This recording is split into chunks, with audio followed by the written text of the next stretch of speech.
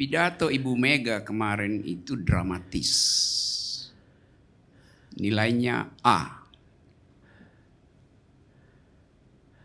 Pidato Adian hari ini nilainya A+.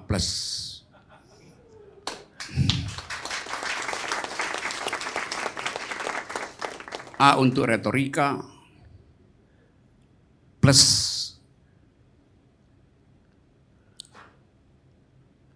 untuk sugesti. Dia kasih sugesti supaya 2024 itu harus diterima sebagai siklus normal dalam politik. Itu adalah Bang, maaf Bang, tafsir lagi Bang. Kenapa Abang tidak tanya langsung sama aku? Kita cuma berjarak 2 orang, kenapa harus ditafsirkan? Tanya saja sama aku, apakah aku mengatakan itu untuk seperti yang Abang katakan? Saya ganti cara saya bicara.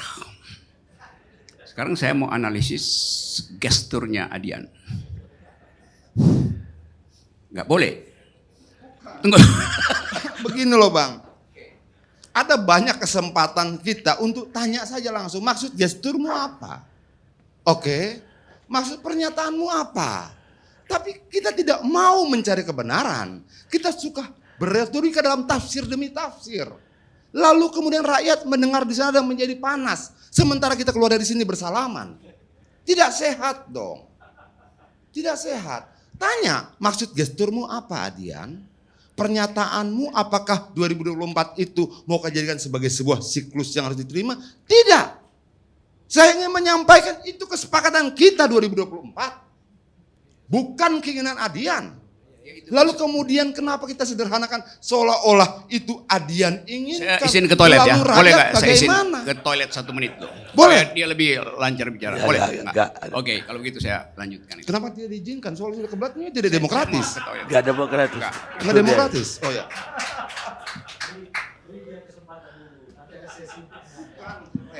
Jangan menafsirkan Adian. Ya, ada Adiannya, tanyakan saja. Ada waktunya nanti untuk menyanggah itu. Oh, siap. Itu etika berdialog namanya. Etika berdialog, jangan menafsirkan orang. Ya, ada nanti waktunya bagi dirimu untuk menyanggah itu. Oke. Aman? Oke, lanjut. Tadi kalimat saya, Adian saya kasih A+, retorikanya A, sugestinya plus. Kenapa? Karena dia kasih sugesti. Ingat kata saya itu, sugesti bahwa 2024 itu adalah normalitas dari siklus kepresidenan. Gimana saya kasih tafsir? Emang itu sugestinya begitu kan? Karena dia mengatakan, mari kita tuntun ini sampai 2024. Itu yang disebut sugesti itu. Sampai di situ dulu. Kalau mau protes silahkan sebelum saya lanjut. Ketika dikasih kesempatan dilarang yang ini, jadi bingung saya. Enggak terus. Ada kesempatan? Bang Rocky, lanjut Bang Rocky. Ada lanjut. kesempatan. Dia kasih kesempatan sama saya. Kenapa keberatan yang lain? Bang Karni, saya kira biar lanjut Bang. Biar lanjut. Adian biarkan aja dulu. Lanjut. Abang, Yang terakhir. aku tetap tenang Bang. Oke, represivitas terhadapku cukup banyak di masa lalu. Dan kita menjalani dengan ketenangan, apalagi cuman ini. Lanjut Bang. Jadi nggak ada sanggahan. Lanjutkan terus. Yes, nice guys.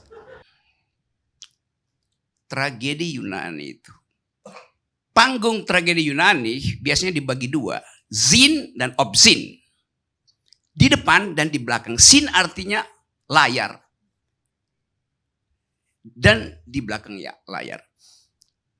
Bahasa Inggrisnya obscene.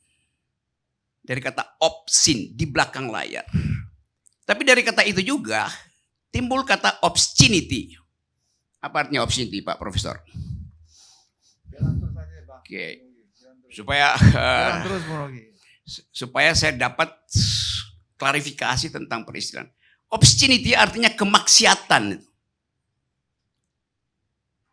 Di belakang panggung orang bisik-bisik kemaksiatan. Itu ditutupi agar supaya publik tidak tahu yang disebut sebagai keburukan, pengkhianatan, kerakusan, segala macam. Yang dilihat hanya yang di depan panggung. Itu teknik di dalam Greek tragedy. Peristiwa PDIP jadi problem publik karena yang obscenity itu justru yang terlihat.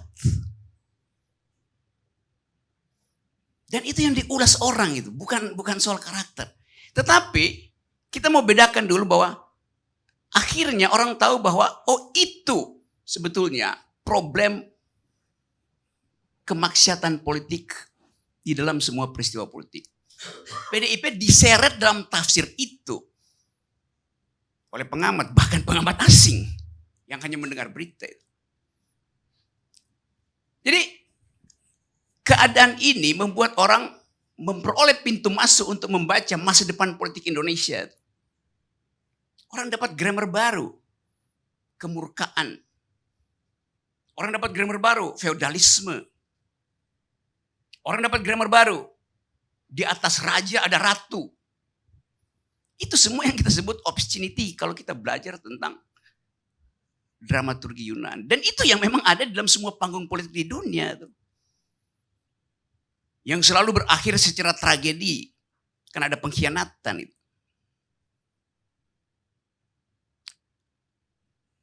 Saya nggak ada soal dengan PDIP itu. Saya nonton aja lihat itu.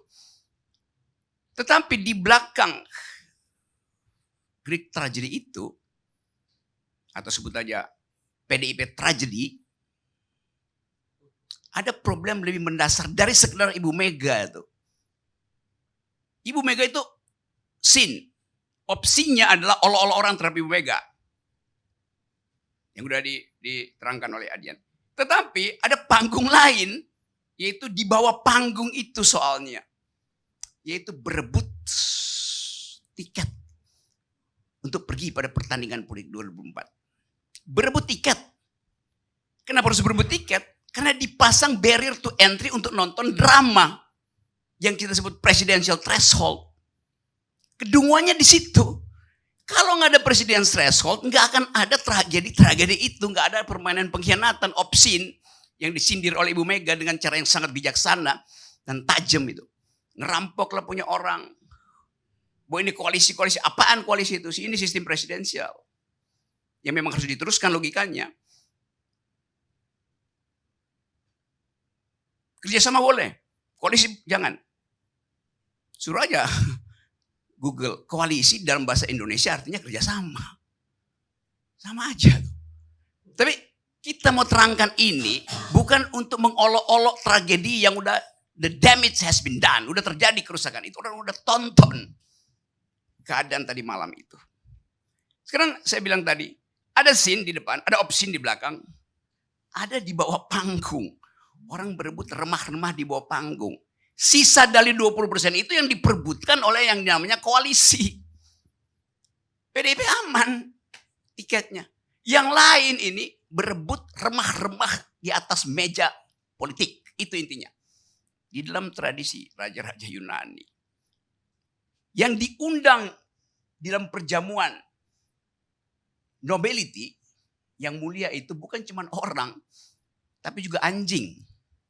Anjing diundang untuk makan remah yang habis makan memang kita mesti buang. Bukan kita, mereka harus buang di bawah meja supaya anjing makan. Itu yang lagi dicari oleh koalisi itu. Makan remah-remah itu kayak anjing menunggu remah-remah itu. Saya mau terangkan itu supaya kita paham betul apa yang disebut demokrasi itu. Tragis negeri ini. Tragika itu. Karena itu saya tuntut terus supaya batalkan 0% supaya Ibu Mega lega. Supaya nggak ada koalisi yang kasak-kusuk nyari makan di bawah di remah-remah itu. Semua partai itu. Di dalam politik cuma ada dua. Anda pro 20% atau Anda pro nihil persen itu. Demokrasi artinya datang dari garis start yang sama itu. Tapi nanti bilang ya itu open legal. Ya segala macam bisa dibilang open legal policy. Nanti partai-partai fundamental ikut kalau 20%. Bukan itu. Kalau kita bilang demokrasi, garis lurus demokrasi adalah 0. 20% apa? 20% itu adalah nama peternakan oligarki itu. Jadi silakan. Kalau Anda nggak mau 0%, jadilah ternak oligarki.